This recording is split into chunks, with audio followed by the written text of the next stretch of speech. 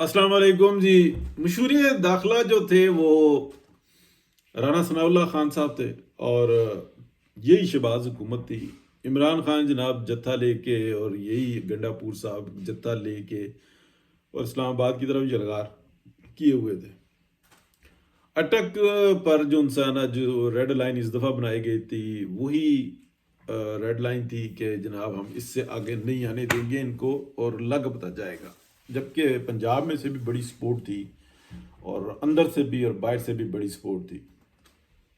तो मार मार के जो है राना सनाउल्लाह साहब ने वहाँ पे दुबा बना दिया था, घेर लिया था। ना पीछे की तरफ रास्ता था, ना इस तरफ रास्ता था। जो भाग रहे थे तो वो इस हाल में भाग रहे थे कि वो 10 को बताते थे कि उधर ना जाना। थिएटर लगा हुआ था।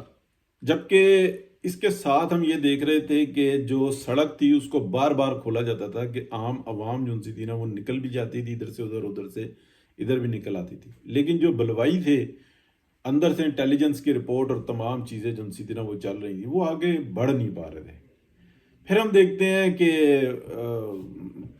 जो आईने पाकिस्तान के दुश्मनों की जो एक जत्था था वो सरगर्म हुआ। उसको आप कह सकते हैं सुप्रीम कोर्ट ऑफ पाकिस्तान के जस्टिस साहिबान थे, जिन्होंने बताया कि जनाब फ़ौरन जो है इनको इस्लामाबाद में जगह दी जाए जलसे के लिए, और अटक से और यहाँ तक रास्ता क्लियर किया जाए। और फिर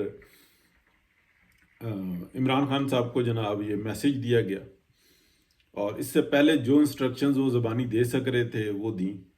तो फिर ये जो उनसे पहुँचे हैं इस्लामाबाद की तरफ। तो इस्लामाबाद के जब ब्लू एरिया में पहुँचे हैं, तो फिर राना सनाउल्लाह ने एक तारीखी मैसेज भेजा था इमरान खान को कि खान साहब, आप जब जहाँ तक आ गए हैं और आप वायलेट कर गए हैं, अब इससे थोड़ा सा भी आप आएंगे, 10 15 20 गज कह लें या फुट कह लें, जो भी मैसेज था, इसके आप आगे आएंगे तो मेरे पास 1000 स्पेशल जो उनसे हैं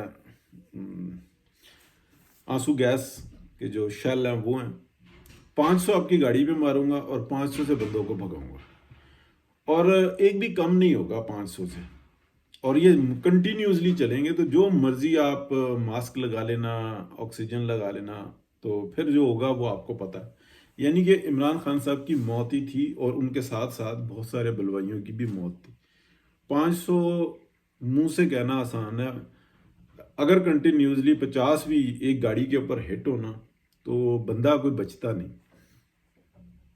खान साहब ने देख लिया, उन्होंने कहा यार ये राना सनाउल्लाह ये बात तो करता नहीं, तो ये तो जो है इतनी बड़ी मुझे बात कर गया, और अगर ये इसने बात कर दी है तो ये अब करके ही रहेगा। या ये अपनी सीट से जाएगा, या फिर ये करके ही रहेगा। तो इमरान खान साहब फिर वहां से एक जो है ना कदम भी आगे नहीं बढ़ सके थे। लेकिन सुप्रीम कोर्ट ऑफ पाकिस्तान जो थी ना, वो बता रही थी कि अच्छा हो सकता है कि उनको पैगाम ना मिला हो, वो पढ़ना सही समझे हो सकता है उनके जो उनको पढ़ के सुनाने वाला वो उनको सही सुना ना सका हो। तो इस दहशत गर्दी के अंदर सुप्रीम कोर्ट ऑफ पाकिस्तान जो थी वो पूरे तरीके से फैसिलिटेट कर रही थी। अदरवाइज राना साहब का जो कहना था वो ये था कि तुम अगर अटक भी क्रॉस कर दो तो बड़ी बात होगी, और वो नहीं कर सके।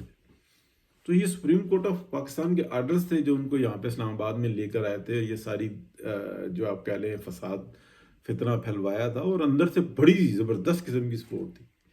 इसके अलावा आप देखें कि जब एक फैसला कर लिया गया कि जो सीनियर मोस्ट हैं जनरल आसिम मुनीर, उनका हक बनता है, और ये देख लिया गया, तो अब ये अंदर की जो उनसे है ना चपकलिश और ये और वो और प्रमोशन दो, और फैज़ हमीद को चीफ ऑफ आर्मी स्टाफ बनाना है। और मैं आपको बहुत दफ़ा बता चुका हूँ, एविडेंस भी दे चुका हूँ, लेकिन मेरी बात कोई मतलब इतना चैनल देखा नहीं जाता। एविडेंस दी हैं कि कभी भी जनरल बाजवा ने सेकंड टर्म के बाद एक्सटेंशन की बात नहीं की।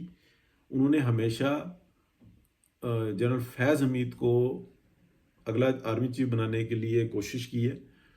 उस कोशिश के अंदर उन्होंने एक ऑप्शन के तौर पे कि अच्छा मुझे 6 مہینے کنٹینیو کروا دو، 1 سال کی ایکسٹینشن دے دو، تاکہ وہ انکار کریں تو کہیں کہ اچھا چلو ٹھیک ہے پھر تم جنرل فیض حمید کو آرمی چیف بناؤ.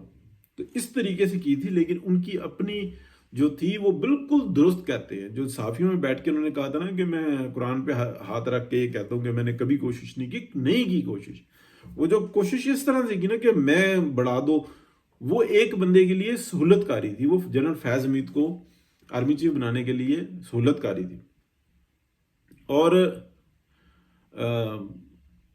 یہ جو اس وقت کی صورتحال ہے، دیکھیں جو گند پڑا ہوا ہے، جس طریقے کی محسن نقوی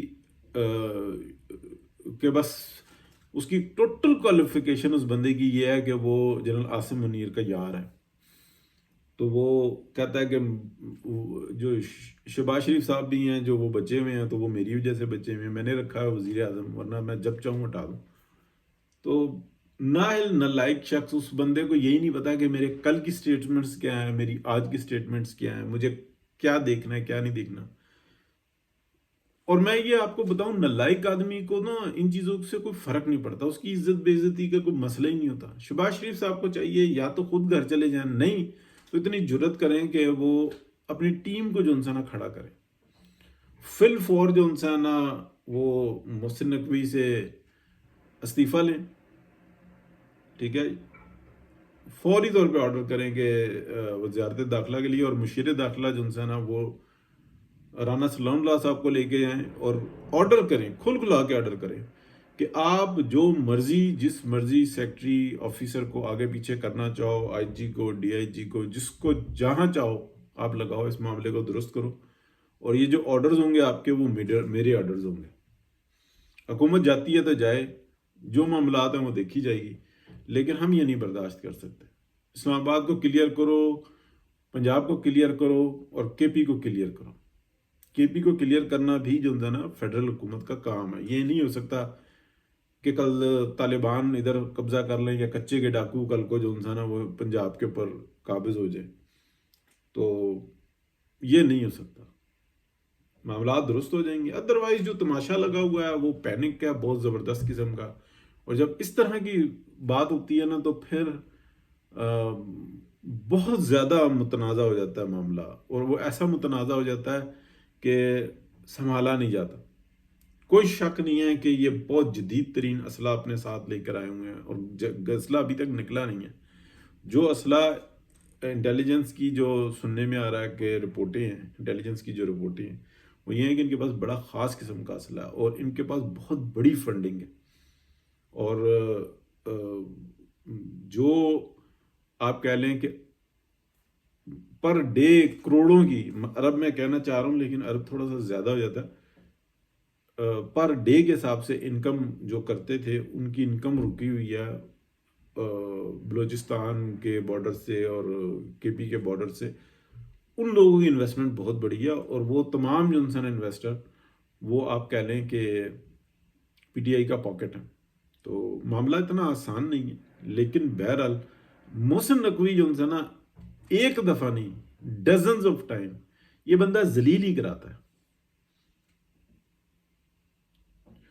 یہ وزیر داخلہ بننے کا نہیں، اس کو بہت شوق ہے، مطلب جنرل صاحب کا بہت ہے. تو چلیں اس کو کیا کہتے ہیں، کھیلوں کے ساتھ جو ہے نا وہ کیا کہتے ہیں، کرکٹ کے ساتھ پورے کھیلوں کا ہی وزیر بنا دیں. اس کو کہیں کہ جا کبڈی کر، سوئمنگ پول میں گھسا رہا ہے، جو کرنا ہے کر، اور جو اپنی پوپلی جو ہے نا باتیں وہ کر. مطلب ایک شکل بھی ہوتی ہے، کوئی بات ہوتی ہے، کوئی اس کا اختیار ہوتا ہے، کوئی اس کا چال ڈھال ہوتی ہے. مطلب آپ پوری کی پوری پی ٹی آئی رانا ثناء اللہ کو کہتی ہے کہ اس کو نہیں چھوڑنا. اس لیے نہیں چھوڑنا کہ وہ کہتے تھے کہ یہ بندہ مار دے گا. اس بندے کا خوف تھا پوری پی ٹی آئی میں کہ یہ کام ڈال دے گا. اور جو ظلم کیا تھا رانا ثناء اللہ پہ جس طریقے سے، تو وہ دیکھ لیں. بہرحال بات لمبی ہوتی جائے گی، اور سارے موضوعات بھی ہیں، لیکن سب سے پہلا استعفیٰ دینا نہیں چاہیے. شہباز شریف صاحب کو چاہیے کہ رانا ثناء اللہ سے جب استعفیٰ لیا تھا نا، یاد ہے آپ کو، جب 14 بندوں کے خود مار کے اپنا طاہر القادری صاحب نے اپنے خود بندے مروا کے اور رانا ثناء اللہ سے استعفیٰ لے لیا تھا، اس طریقے سے شہباز شریف صاحب مستنقوی سے استعفیٰ لیں اور کہیں کہ بھائی اگر کسی کو اور ضرورت ہے تو پھر کر لے، معاملات خود ہی سنبھال لے، ہم جہاں تک لا سکتے تھے لے ہے۔ اگر کسی نے یاریاں نبھانی ہیں، دوستیاں نبھانی ہیں اور ان کو یہ ہے کہ تو پھر ٹھیک ہے، سنبھالیں خود، ادروائز اندر سے بھی جوتیاں کھاؤ گے اور باہر سے بھی جوتیاں کھاؤ گے، اور کیا ہو سکتا۔ بہت شکریہ جی، اللہ حافظ۔